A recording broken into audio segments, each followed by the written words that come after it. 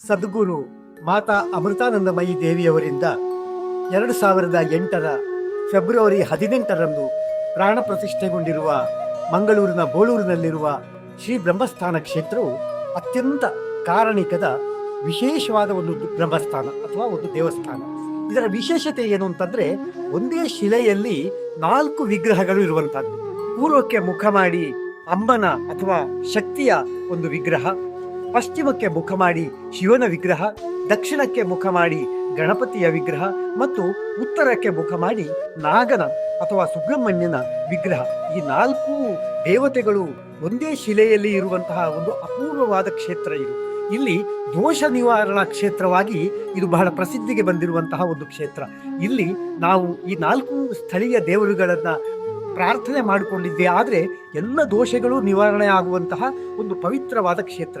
ಇಲ್ಲಿ ನಾಡಿದ್ದು 18ನೇ ತಾರೀಕಿನಂದು 18ನೇ ಪ್ರತಿಷ್ಠಾಪನಾ ವರ್ಧಂತ್ಯುತ್ಸವ ನಡೆಯುತ್ತದೆ. ಭಕ್ತಾದಿಗಳಾದ ತಾವೆಲ್ಲರೂ ಕೂಡ ಬಂದು ಈ ಪುಣ್ಯ ಕಾರ್ಯದಲ್ಲಿ ಭಾಗವಹಿಸಬೇಕು ಅಂತ ಹೇಳಿ ನಾವು ವಿನಂತಿ ಮಾಡಿಕೊಡ್ತಾ ಇದ್ದೇವೆ. ಬೆಳಗ್ಗೆ 4:45ಕ್ಕೆ ನಮ್ಮ ಮಂಗಳಾಮೃತ ಪ್ರಾಣ ಅವರಿಂದ ಇಲ್ಲಿ ಜ್ಯೋತಿ ಬೆಳಗಿ ಆ ನಂತರ ಲಲಿತಾ ಅಷ್ಟೋತ್ತರ ಪಾರಾಯಣ ನಡೆಯುತ್ತೆ. ಅದರ ನಂತರ ರುದ್ರ ಪಠಣ, ಸ್ಥಳೀಯ ರುದ್ರ ವೇದಾಧ್ಯಯನದ ತಂಡದವರಿಂದ ರುದ್ರ ಪಠಣ ನಡೆಯುತ್ತೆ 5:30ಯಿಂದ 6:30ವರೆಗೆ.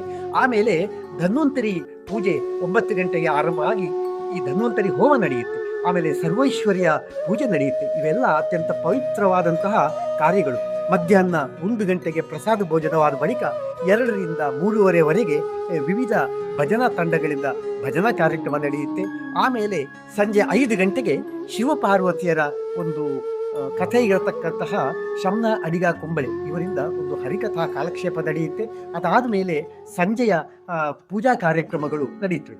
ಸಂಜೆ ಕಲಶ ಪೂಜೆ, ಅಲಂಕಾರ ಪೂಜೆ ಇತ್ಯಾದಿಗಳು ಸಂಜೆಯ ಕಲಾಪಗಳಲ್ಲಿ ಸೇರುತ್ತೆ. ಈ ಪುಣ್ಯ ಕಾರ್ಯದಲ್ಲಿ ತಾವೆಲ್ಲರೂ ಬನ್ನಿ, ಭಾಗವಹಿಸಿ. ದೋಷ ನಿವಾರಣಾ ಕೇಂದ್ರವಾದ ಇಲ್ಲಿ ನಿಮ್ಮ ಎಲ್ಲ ಇಷ್ಟಾರ್ಥಗಳನ್ನು ಕೂಡ ಈಡೇರಿಸಿಕೊಳ್ಳಿ. ಮಂಗಳೂರಿನ ಬೋಳೂರಿನಲ್ಲಿರುವ ಶ್ರೀ ಬ್ರಹ್ಮಸ್ಥಾನ ಕ್ಷೇತ್ರದಲ್ಲಿ ನಿಮ್ಮ ಇಷ್ಟಾರ್ಥಗಳನ್ನು ಈಡೇರಿಸಿಕೊಳ್ಳಿ.